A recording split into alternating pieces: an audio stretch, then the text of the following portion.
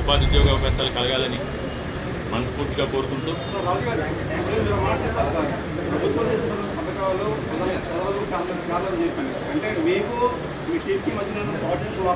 అంటే ప్రజలకి చేరే క్రమంలో కొన్ని చోట్ల కార్యకర్తల యొక్క భాగస్వామ్యం లేకుండానే జరిగింది. 100% నేను అదే చెప్పాను. సచివాలయ వ్యవస్థ ద్వారా సచివాలయ వ్యవస్థ అనేది 100% మంచిది. సచివాలయ వ్యవస్థ వల్ల ప్రజలకి అందుబాటులోకి అన్ని రకాల సేవలు కూడా వచ్చినాయి.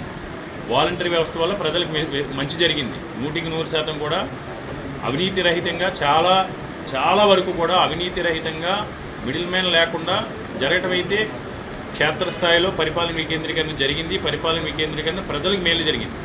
రాజకీయంగా వచ్చేటప్పటికీ ఆ నాయకుడికి ఆ కార్యకర్తకి ప్రజలకి మధ్య ఒక అవినాభావ సంబంధం లేకుండా, ఎందుకంటే తెలియని పరిస్థితులు.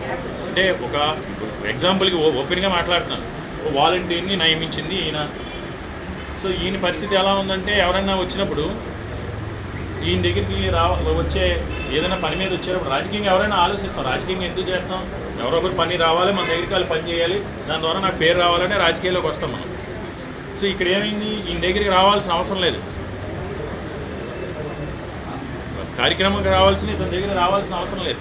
ఆ వాలంటీర్ దగ్గరికి వెళ్ళారు, ఆ వాలంటీర్ ద్వారా చేయించుకున్నారు. రేపు ఎన్నికలు అడిగే క్రమంలో కూడా మేము వాలంటీర్ మీద డిపెండ్ అవ్వాల్సి వచ్చింది కదా. నా వ్యక్తిగత అభిప్రాయం, నిజాయితీగా మాట్లాడాలి, వాలంటీర్ మీద డిపెండ్ అవ్వాల్సి వచ్చింది.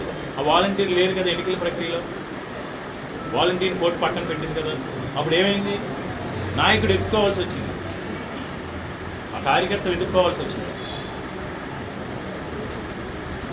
కార్యకర్త వెళ్ళి వెతుక్కుని ఎవరెక్కడ ఉన్నారో ఏంటి, ఎవరికి ఏ మేలు జరిగిందని కార్యకర్త వెతుక్కోవాల్సిన అవసరం వచ్చింది.